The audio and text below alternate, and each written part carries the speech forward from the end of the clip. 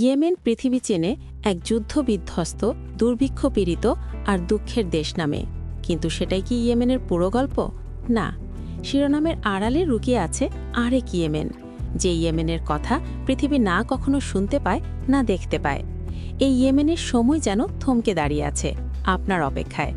আর আজ আপনি দেখবেন মুসলিম বিশ্বের কান্না ভরা এই দেশ কিভাবে তার অশ্রু দিয়ে হাজার বছর ধরে শত শত বছরের সমৃদ্ধ ইতিহাস ধরে রেখেছে। প্রস্তুত হন একটা টাইম ট্রাভেলের জন্য। তো চলুন আজ আমরা ফিরে যাই ইতিহাসের সেই অদেখা ইয়েমেনের পথে, প্রকৃতি, সংস্কৃতি আর ঐতিহ্যের বিস্ময়গুলো আবিষ্কারের অভিযানে। পৃথিবীতে কিছু স্থান এতটাই অদ্ভুত যে দেখে যেন মনে হয় সেগুলো অন্য গ্রহের অংশ। ইয়েমেনের দক্ষিণ উপকূল থেকে মাত্র ১০০ মাইল দূরে সেকোট্রা ঠিক তেমনই একটা দ্বীপ, বাস্তব জগতেই এক অবাস্তব স্বপ্নের মতো। শত বছরের পৃথক বাসে সেকোট্রায় জন্মেছে এমন উদ্ভিদ আর প্রাণী যাদের ১/৩ পৃথিবীর আর কোথাও নেই। এর মধ্যে সবচেয়ে বিখ্যাত ড্র্যাগন ব্লাড ট্রি। এর কাণ্ডে একটু আঘাত করলেই বের হয় লাল রস, যেন ড্র্যাগনের রক্ত। প্রাচীন উপকথায় আছে এক ড্র্যাগনের রক্ত থেকেই নাকি এই গাছের জন্ম। ছাতা আকৃতির এই বৃক্ষ পাহাড়ি মালভূমির কুয়াশা থেকে আর্দ্রতা শুষে নিয়ে বেঁচে থাকে, যেন এক প্রকৃতির আশ্চর্য অভিযোজন। তবে সেকোট্রা শুধু পাথরে মালভূমি আর নীরবতাই না। দ্বীপের পশ্চিমের সোয়াব সমুদ্র সৈকত এমন নিভৃত যে সেখানে পৌঁছাতেও হয় নৌকায় চড়ে। মাঝ সমুদ্রে নৌকার পাশে পাশে ডলফিন ফ্লেশে উঠে সাঁতার কাটে। স্থানীয়দের বিশ্বাস, ডলফিন দেখা যাওয়া মানে শুভ লক্ষণ। সেদিন জালে প্রচুর মাছ ধরা পড়বে। রওনা হওয়ার আগেই সৈকতে তারা ছোট আগুন জ্বেলে নেয় আশীর্বাদের প্রত্যাশায়। এখানে সমুদ্র শুধু মাছ ধরার জায়গাই না, যেন এক জীবন্ত আত্মার মতো প্রকৃতির স্মৃতি বহন করে।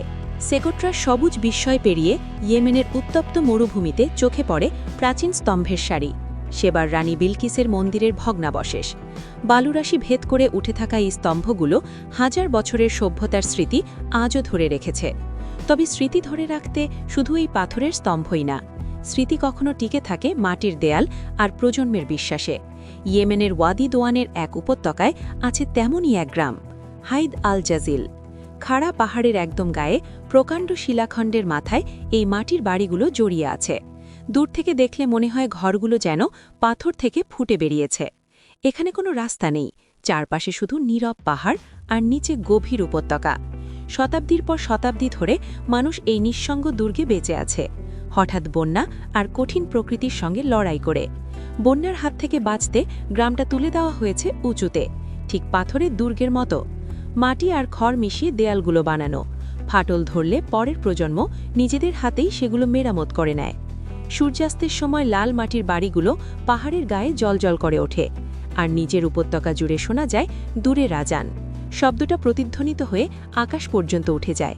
স্থানীয় লোকেরা বলে এই উপত্যকা অনেক কিছু ভুলে যেতে পারে, কিন্তু যারা সেই পাহাড়ের গায়ে বেঁচে থাকে তাদের নাম কখনো ভোলে না। এখানে জীবনের সৌধ কোনো স্মৃতিস্তম্ভে নয়, প্রতিদিনকার শান্ত শ্রমে মাটি কাটা আর দেয়াল মেরামতের মাঝে লুকিয়ে থাকে টিকে থাকার এই গল্প। এই নীরব সংগ্রামের মাঝেই প্রমাণ মেলে মানুষের ধৈর্য আর আশা যেন পাথরকেও হার মানাতে পারে। মরুভূমির বুকের আরেক বিস্ময় শিবাম, কাঁচা মাটির সূচু চট্টালিকার শহর, যার ডাকনাম মরুভূমির ম্যানহাটান। উঁচু উঁচু মাটির দেয়ালগুলো একসাথে দাঁড়িয়ে আছে, যেন আকাশ ছোঁয়ার প্রতিযোগিতায় নেমেছে। কেউ বাইরে থেকে দেখলে ভাবতে পারে মাটির এত উঁচু বাড়ি কিভাবে টিকবে, কিন্তু শিবাম টিকে আছে শত শত বছর ধরে। মরুর বন্যা, ঝড় সব হয়েছে, আর মানুষের হাতে বারবার মেরামত হয়ে আবার মাথা তুলে দাঁড়িয়েছে এই কাদা মাটির শহর। হ্যাঁ, বিল্ডিংয়ের দেয়ালগুলো নাজুক হলেও বিশ্বাস আর নিষ্ঠায় গাঁথায় এই শহর প্রমাণ করেছে যে মাটির বুকেও আকাশচুম্বী স্বপ্ন যুগ যুগ ধরে দাঁড়িয়ে থাকতে পারে। এবার চলুন পূর্বের মরু ছেড়ে এখন পা দেই ইয়েমেনের পশ্চিমের পাহাড়ি রাজ্যে হারাজ পর্বতমালায়। উঁচু সেই পাহাড়ের গায়ে এক অবিশ্বাস্য গ্রামের দেখা মেলে, আল হাজারা। খাড়া পাহাড়ের ঢালে এই গ্রামগুলো এমনভাবে আটকানো যেন মাটির ঘরগুলো পাহাড়ের শরীর থেকেই জন্ম নিয়েছে। মানুষ কিভাবে এই খাড়াইয়ে ঘর বাঁধল? উত্তর লুকিয়ে আছে তাদের বুদ্ধি আর অধ্যাবসায়ে। পাথর কেটে স্তরে স্তরে বাড়িগুলো এমনভাবে বানানো হয়েছে এমনকি কোনো জোড়া লাগানো নেই। তবুও শত বছরের ভূমিকম্প আর ঝড়ে একটা দেয়ালও হেলে পড়েনি। মোটা পাথরের গাঁথুনি ঘরকে শীত গ্রীষ্মে আরাম দেয়। সরু গলিগুলো দিয়ে পর্বতের বাতাস পুরো গ্রাম জুড়ে ঘুরে বেড়ায়। গ্রামের ভেতরে এক বাড়ির ছাদ যেন আরেক বাড়ির উঠোন। সিঁড়ির গোলক ধাঁধায় জীবন এভাবেই উপরে নিচে চলছে বহু বছর ধরে। হারাজ পাহাড়ের বুক চিরে শুধু গ্রামই না, ধাপে ধাপে অসংখ্য সবুজ ক্ষেত নেমে গেছে উপত্যকার দিকে। দূর থেকে দেখলে পাহাড়টাকে মনে হয় সবুজ সিঁড়ি, যেন মেঘের রাজ্যে পৌঁছে গেছে। প্রজন্মের পর প্রজন্ম ধরে মানুষের শ্রমে পাথর কেটে তৈরি হয়েছে এই সোপান ক্ষেত। ভোরের আলো ফুটলে পাহাড়ের ছায়া সরে গিয়ে দেখা যায় নিখুঁতভাবে বাঁধানো প্রতিটা স্তর। এই দুর্লভ সামঞ্জস্য দেখে বোঝা যায় প্রকৃতি আর মানব শ্রম মিললে সবচাইতে কঠিন জায়গাতেও যেন স্বর্গের বাগান তৈরি করা যায়। চলুন যাওয়া যাক ইয়েমেনের হৃদয় নগরী সানায়। এটা প্রাচীন জীবন্ত শহরগুলোর মধ্যে একটা। শতাব্দীর পর শতাব্দী ধরে এই শহরের মাটির বাড়িগুলো দাঁড়িয়ে আছে। প্রতিটা বাড়ির গায়ে শ্বেত চুনের নকশা আর রঙিন কাচের জানালা ইতিহাসের গল্প বলে। ঘিঞ্জি গলিগুলোয় হাঁটলে যেন মনে হবে আপনি বর্তমানে না, হয়তো বহু বছর পুরনো কোনো যুগে চলে এসেছেন। চারপাশের মসজিদের মিনার থেকে ভেসে আসা আজানের ধ্বনি আর বাড়ির ছাদে হাজার হাজার বছরের স্মৃতি জমে গেছে। সানার মানুষ এখনও ভোরের চায়ের কাপে চুমুক দিয়ে পুরনো দিনের গল্প বলে, আর সূর্যাস্তের ছাদে উঠে দূরের মিনারগুলোর সুর শোনে। এই শহর যুদ্ধ আর পরিবর্তনের আঘাত সহ্য করেও নিজের আত্মা আজও হারায়নি।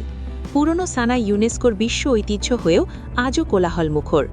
অতীত এখানে জাদুঘরে বন্দি না, বর্তমানের সাথে কাঁধ মিলিয়ে পথ চলে। সানার ঐতিহ্যের মর্মমূলে দুই পবিত্র নিদর্শন সময়ের স্রোত উপেক্ষা করে আজও দাঁড়িয়ে আছে।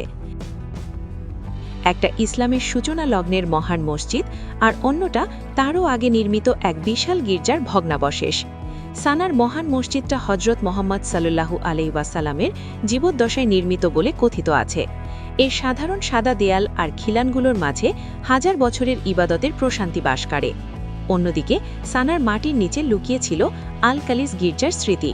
ষষ্ঠ শতকে ইথিওপীয় শাসকেরা গড়ে তুলেছিল এই গির্জা, যেটা কনস্টান্টিনোপল থেকে আনা মার্বেল আর মোজাইকে সুসজ্জিত ছিল। আর আজ গির্জার উপরে মাত্র কয়েকটা ভগ্নস্তম্ভ দেখা যায়। এক দূরদ্বীপের নিস্তব্ধতা থেকে প্রাণচঞ্চল নগরীর অলিগলি পর্যন্ত ইয়েমেনের এই যাত্রা আসলে কোনো মানচিত্রের পথ নয়, স্মৃতি আর বিশ্বাসের মধ্য দিয়ে চলা এক অভিযান। প্রতিটা দেশ যদি হয় একটা ফিসফিসানি, তবে ইয়েমেন একটা বিশাল সম্মিলিত সুর। অপরিচিত হলেও কোথায় যেন ইয়েমেনকে পরিচিত মনে হয়, একটা বিস্তৃত স্বপ্নের মতো। একই সাথে অদ্ভুত অথচ আত্মার কাছের যুদ্ধের খবরের আড়ালে ঢাকা এই বিস্ময়পূর্ণ ইয়েমেনেই এখনও সময় নিঃশ্বাস ফেলে। প্রাচীন স্মৃতির শিখা এখনও সেখানে আলো জ্বেলে রেখেছে। আজ এই ছিল অদেখা ইয়েমেনের কয়েকটা ঝলক। পৃথিবীর বুকে এমন আরও অগণিত বিস্ময় লুকিয়ে আছে, যেগুলো খুঁজতে হলে হয়তো আমাদেরকে আবার নতুন কোনো পথে নামতে হবে। তো দেখা হচ্ছে পরবর্তী অভিযানে। ভালো থাকবেন, ধন্যবাদ।